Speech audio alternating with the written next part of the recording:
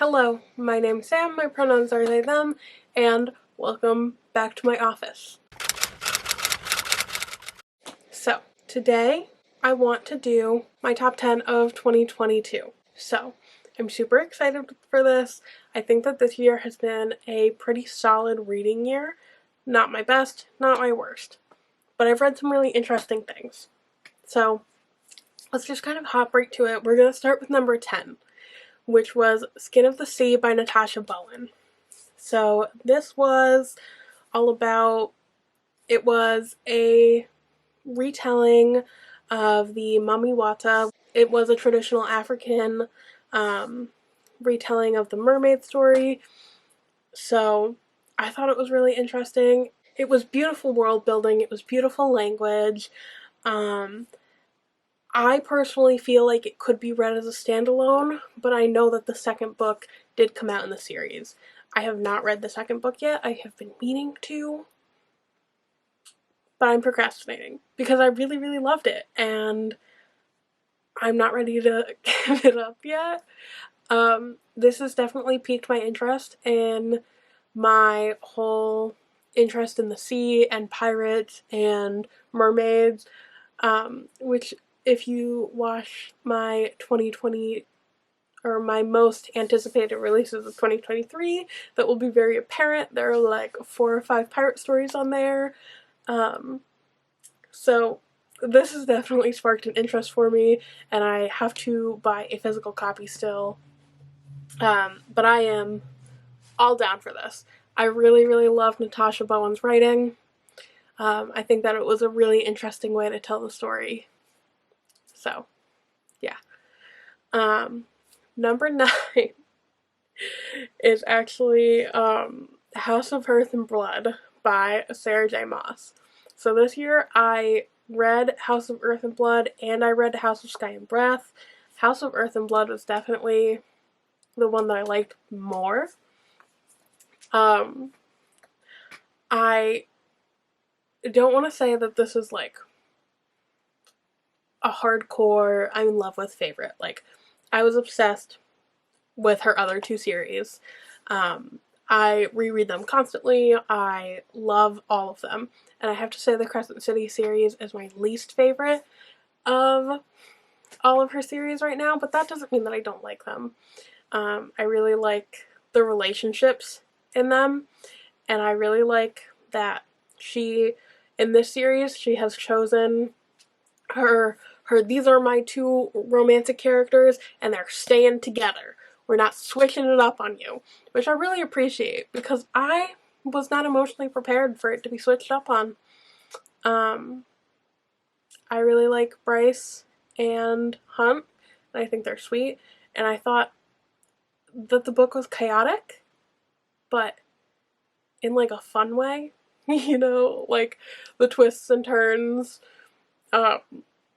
were more entertaining than anything else, honestly. I don't feel like I need to say that much more. I also don't know what I can say about this series without spoiling something at this point.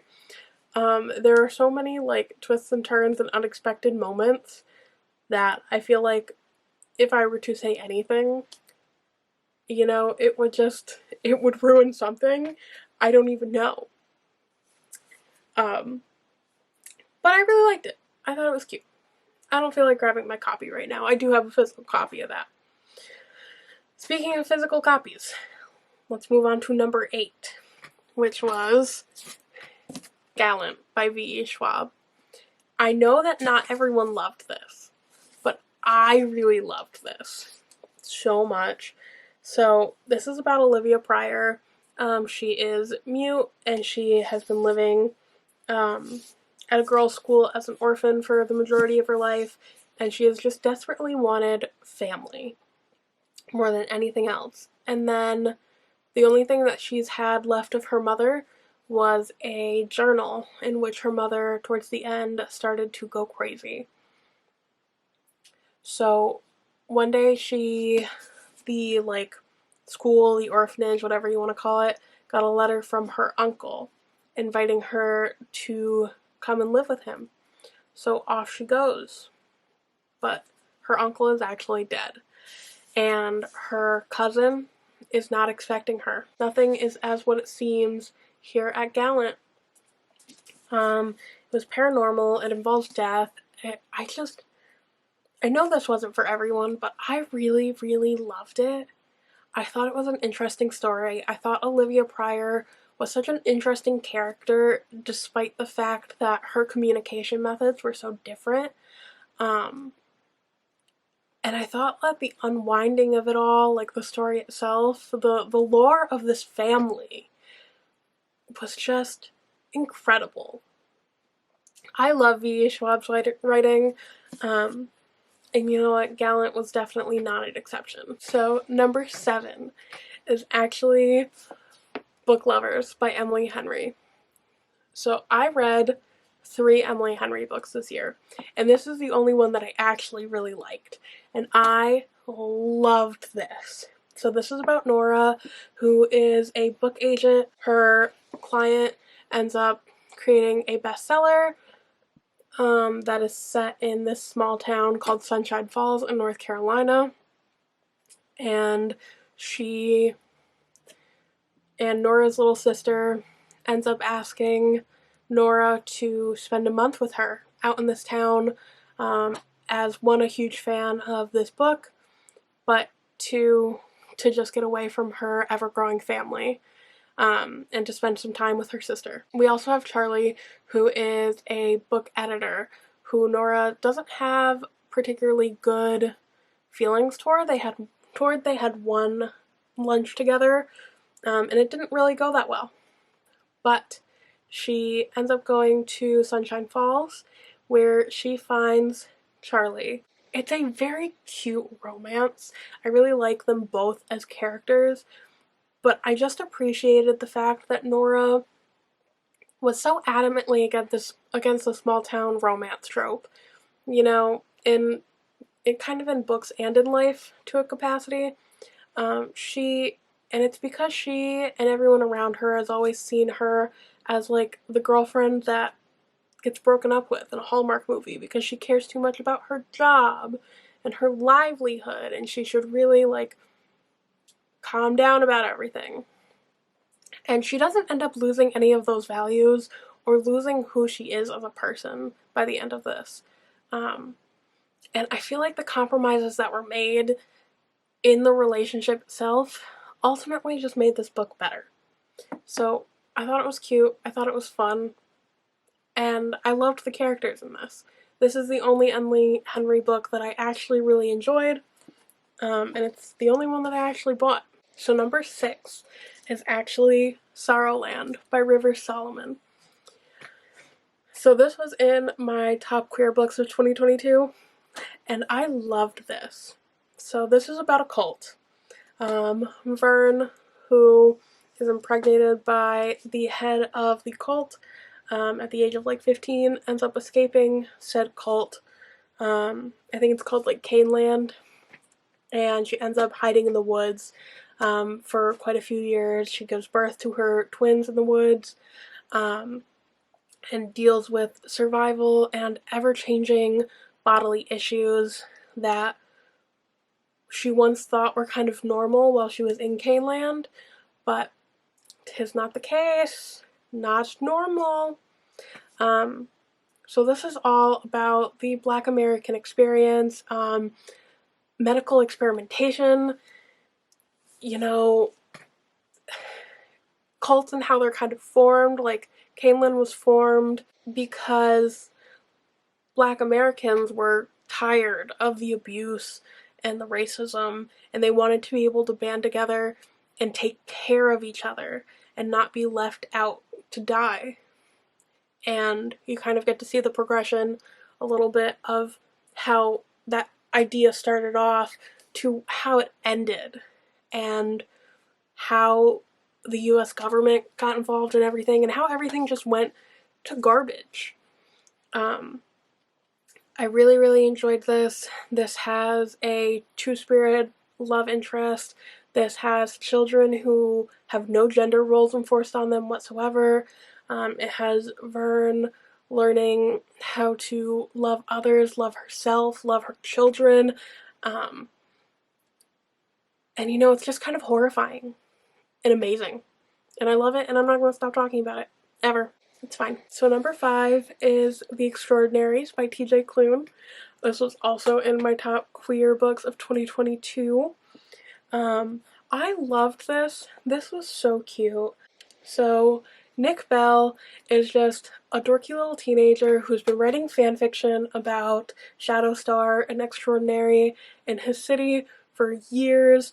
He's kind of in love with him a little bit, and Nick is just kind of desperate to also be an extraordinary and to get Shadowstar's attention. And then you've got his best friend who is actually secretly an extraordinary, and is secretly the arch nemesis to Shadowstar. So this is all, it's like a super cute queer romance, a little bit of a love triangle. It was just cute and sweet. It has ADHD rep, it has queer rep, and I laughed out loud. I think that Nick is one of the funniest characters I've ever met in my entire life. Like, he was hilarious. I just really loved this so much. And I'm so excited to keep going with the series. I think there are like 3 books in the series in total. So number 4. I actually don't have a physical copy of this one yet, which is a travesty. And I need to fix that soon. And it is 7 Days in June by Tia Williams. I loved this so much. I read it towards the beginning of the year. So this is about Eva Mercy, who is a single mom to a teenage daughter in New York City. She is a best-selling erotica writer who is having issues with her writing after working on this erotica series for so long, but feeling a desperate need to kind of delve into her family's past and write about that. And Shane Hall, who is also an award-winning author, they had shared a 7-day romance back when they were children, and this takes place about 15 years later, and he comes back into her life, and it's kind of a breakdown of what happened back then, how everything went wrong, and them kind of finding each other again and falling in love, but being realistic in who they are now and whether they should be together at this point in their lives. And it's heartbreaking, and it was amazing, and I loved every second of it. It was amazing. It was such a cute romance, and that's how I figured out that I don't mind single parent when you have teenage to adult children. Okay, so we are down to my top 3, and I'm super excited for them. So we have Under the Whispering Door by TJ Klune. So this was about Wallace, who was a partner at a law firm, and he was a pretty awful person. And then he has a heart attack and he dies in his office, and a Reaper comes to get him, to bring him to Hugo at Hugo's tea shop. He's like a middleman, and he has to help Wallace learn to accept the fact that he is dead. And Wallace has a really hard time learning to accept this, and he comes to realize how terrible of a person he was, and he desperately wants a chance to do better, but it's too late and he's dead. This was heart-wrenching. This was beautiful. This was found family. This was romance. This was sweet. This was heart-wrenching. I sobbed uncontrollably. This very well might have to be the most impactful TJ Klune novel that I've read so far. It's a standalone. You don't have to read anything with it. So if you're looking for a TJ Klune to start with, I might recommend this one. It's a little bit slow, but I think the content of it calls for that. It's just everything. So number 2. This is old news for a lot of people, but it was new news for me this year because I procrastinated it. And it is The Invisible Life of Addie Larue by VE Shcwab. So Addie makes a deal with the devil, a demon, so that she can basically live forever. Kind of. So it's like she makes this deal, and the contingency is that she will join this devil demon man when she's ready to be done with life. But the consequence is that no one can ever remember Addie after 24 hours. She doesn't realize this until after the deal is made. She's so desperate to get out of the arranged marriage and to just be her own free woman. So she lives for 250, 300 years, not knowing anyone, no one knowing her, everyone forgetting her at the end of each day. Until she meets a boy who remembers her. And it is their story together. And oh my god, thinking about it right now gives me chills. It is heart-wrenching. It is insane. It is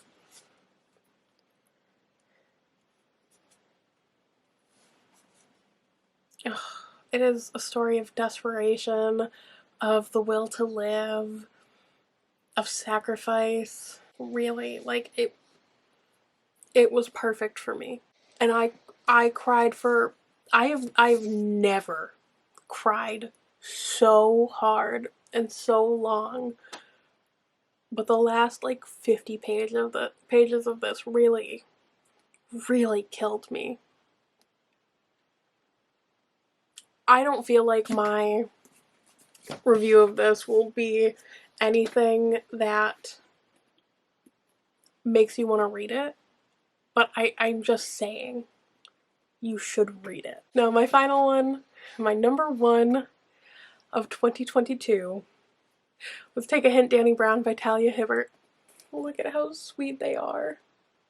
Oh my god, I just love them. So Dani Brown is an English student. She is getting her PhD in English, and she is not particularly good at romance, but she is really good at overworking herself and burning herself out. And she ends up, instead of looking for romance, she ends up looking for the perfect friends with benefits.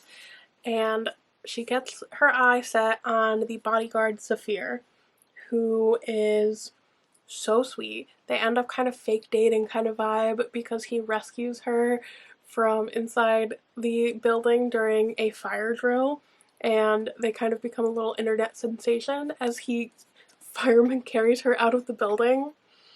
But she is not ready for like a real relationship in any capacity. But this internet video is kind of like the perfect thing to help boost Zafir's charity that he works on, helping kids play rugby and working on their mental health at the same time. So Dani decides to go along with it in hopes that he ends up being her perfect friends with benefits. So Zaf is just, it's like grumpy, kind of. I wouldn't call Dani sunshine in any capacity. I would say like on the outside it looks kind of grumpy sunshine, but on the inside it's kind of like switched. And this was all about mental health and understanding your own emotions and romance, and it was everything that I could have hoped for in a romance. Dani's a badass. She is trying so hard to be a successful black woman in academia, which is a really, really hard thing to do. And I loved watching her strive to become a professor and finish her life goals, but I definitely related to the burnout that she ended up putting herself through and trying to achieve these high standards.